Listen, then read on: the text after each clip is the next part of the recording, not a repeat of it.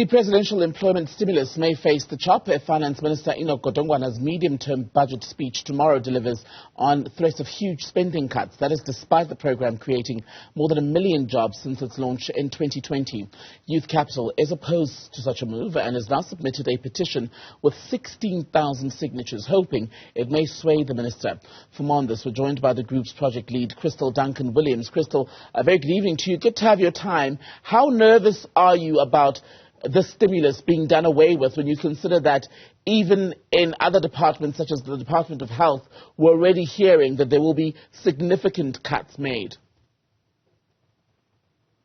Yeah, so I think it's been a bit of an emotional roller coaster for us over the past few weeks, going from moments of optimism to moments of complete pessimism over the outcome tomorrow. I think the fact that in the meeting, the family meeting last night, the president made mention of public employment programs, I think that bodes well for the continued funding.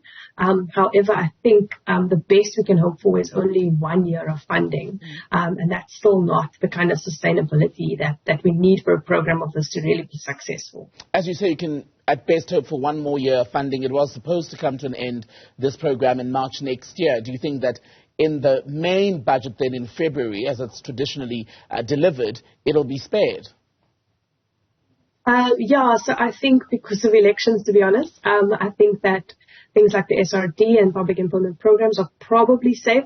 I'm hesitant about the scale because one of the arguments that we've made about this program in particular and why it's been so successful is because things like the Basic Education Employment Initiative have gotten into areas which are otherwise known as economic deserts. There is no opportunity to make money or spend money in these areas. And so this program's really put money into local economies, which stimulates the economy. So it's really a win for everyone.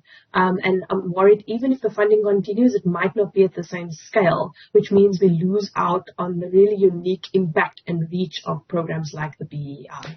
And let's talk about its reach. How much of a difference has it made from its introduction during the COVID period, where we know many people were desperate for some form of income because even if you had informal employment, that was shut down because we had to stay home or because companies simply could not afford to keep, quote-unquote, non-essential jobs?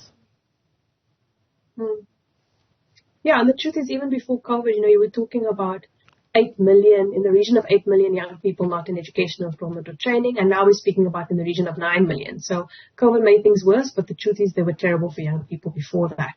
And then we have a program like the Basic Education Employment Initiative, where in every single phase, we are giving over 200,000 young people across practically every public school in the country an opportunity to gain some work experience. Now, other youth development programs will speak of tens of thousands, 10,000 here, 30,000 there, 40,000 used to be an impressive number. This is over 200,000 in every phase. And we, Youth Capital launched a report last week, 2 reports, one of which is really the experiences of young people. And they speak about how having that money allowed them to put food on their table, it gave them work experience, it gave them direction, it gave them motivation about what to do with their life next. It connected them with adults who were willing to be their mentors. And they spent that money back, on food back in their local economies, or to grow a side hustle or build a side hustle into something, or to save up to go and study further. So these are some of the stories that we've heard about, not to mention the impact it's had in the classroom for learners who now have extra support for reading. And it goes back, doesn't it, the conversation around spending cuts by government to the other worry, of course, the introduction of a permanent basic income grant.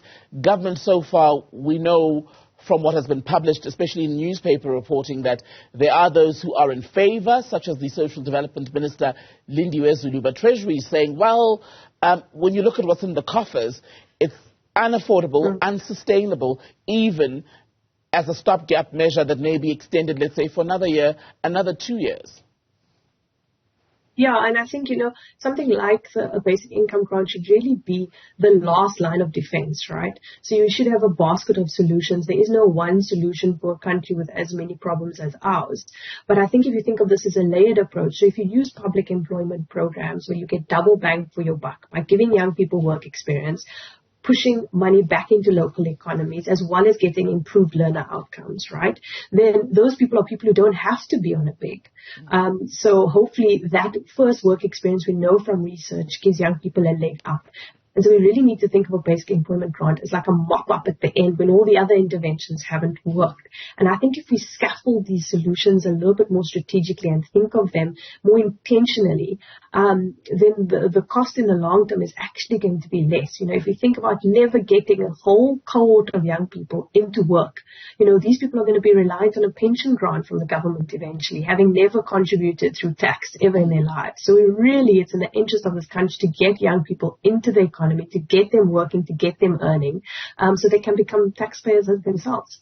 And I'm curious about two things then when it comes to a petition for the extension of the stimulus program. 16,000 people have signed on now supporting this petition. Do you have an idea of whose backing you have, and has Treasury responded in any way to what you're asking? No, we haven't had any response yet. I just sent it this morning though, so I'll give them some time, and I'll continue to try to get hold of them. So the 16,000, definitely lots of young people. I mean, I looked, you know, by eye through the list, recognized some names, definitely civil society, other researchers. We also had an open letter that was published where we had 84 organizations and academic institutes that we co-wrote with a unit, SALJO at UCT and CSDA at UJ. So we know we have the backing of these academic, civil society and young people themselves, and we can see that in the names on the petition. Kristal Duncan-Smith, good to speak to you, Project Lead, speaking to us tonight at Youth Capital, talking ahead of the medium-term budget policy statement, which will be delivered by the Finance Minister tomorrow. We'll bring it to you live here on Newzroom Afrika. Kristal, thank you.